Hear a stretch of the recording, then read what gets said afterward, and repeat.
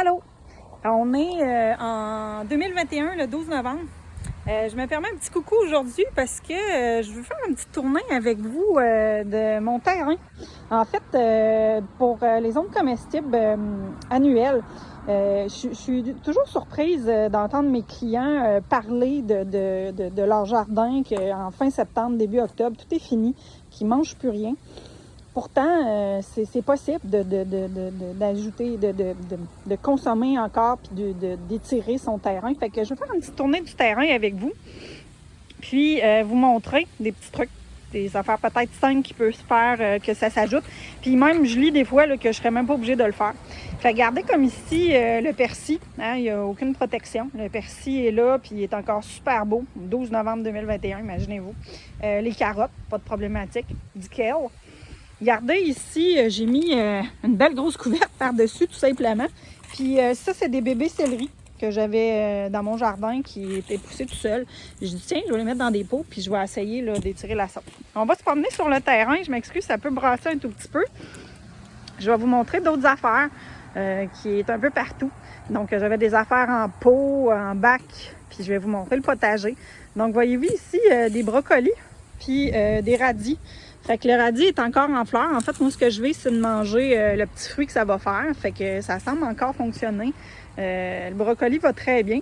Ça, c'est juste, dans le fond, un style à grinette, là. Donc, ça fait pas une grosse protection, mais ça coupe quand même un peu l'humidité.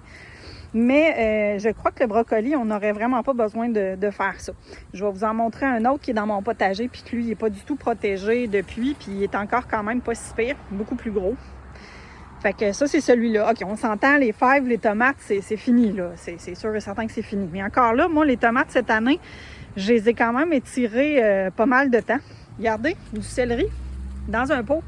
C'est des bébés céleri, évidemment, mais ils devraient être plus fragiles. Ils n'ont jamais été protégés, eux autres, puis sont encore très résistants.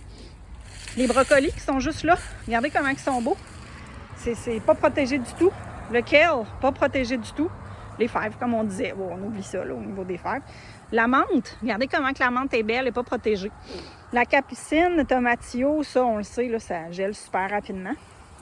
Je vais faire juste une petite tournée ici. Le rumex aussi, pas protégé, fonctionne encore bien. Puis, voyez-vous, ça, c'est mon fenouil vivace. Donc, un fenouil bronze. Donc, on le consomme pour la tige et pour ses feuilles. Lui aussi, il va encore bien. On voit qu'il y en a des petites pousses là, qui ont gelé un peu, là, mais je le consomme régulièrement justement pour profiter au cas où qui gèlerait. Mais pas protégé lui non plus, puis il se fait beaucoup, beaucoup vanter. En dessous de la bâche, j'ai de la bêta-carde, j'ai des brocolis, non, c'est pas vrai, j'ai du céleri rave. Donc, voyez-vous, ici, je viens de relever la bâche pour justement voir dans quel état il était et commencer là, à les récolter. Donc, c'est juste pour donner une petite chance à cause qu'on a eu quand même des nuits très froides. Fait que j'ai rajouté une bâche, puis même à un endroit où je sais que le vent est beaucoup plus féroce, j'ai rajouté une petite toile Texel par-dessus, là. Mais regarde, c'est super beau, donc je peux étirer vraiment mon temps là, facilement encore un peu pour me permettre là, de récolter là, un tout petit peu à la fois. Parce que je ne peux pas nécessairement faire 2 semaines de vacances pour tout récolter. Fait que dans le fond, ce qu'on est en train de dire, c'est qu'on peut se permettre d'étirer. Moi, à ce temps-ci de l'année, je consomme encore des plantes fraîches directement de mon potager. Et l'avantage que ça a, c'est qu'évidemment, mon potager n'est pas à nu. On le voit, on a encore du matériel dessus. À mesure que je vais couper, je vais remettre mon matériel par-dessus. Donc, tous mes déchets vont être par-dessus pour ne pas mettre le sol à nu. Parce que ça aussi, c'est quelque chose qui est important. On pourra avoir une discussion ou une lecture dans un prochain blog, prochain post Facebook sur ce sujet-là, à ce niveau-là. Mais aujourd'hui, mon petit coucou, c'était vraiment pour vous montrer que c'est possible au mois de novembre de consommer encore des choses de notre potager. Si on est plus incertain, puis qu'on ne veut pas prendre le risque que ça gèle parce qu'on ne connaît pas beaucoup le microclimat qu'on a sur notre terrain, bien, la technique peut tout simplement être d'ajouter une bâche, d'ajouter un Texel dans les nuits froides. Voyez-vous, le Texel qui est là ici, c'est mon céleri rave qui est en dessous. En fait, ce que j'ai lu, c'est que le céleri rave n'aimait pas les températures de -2.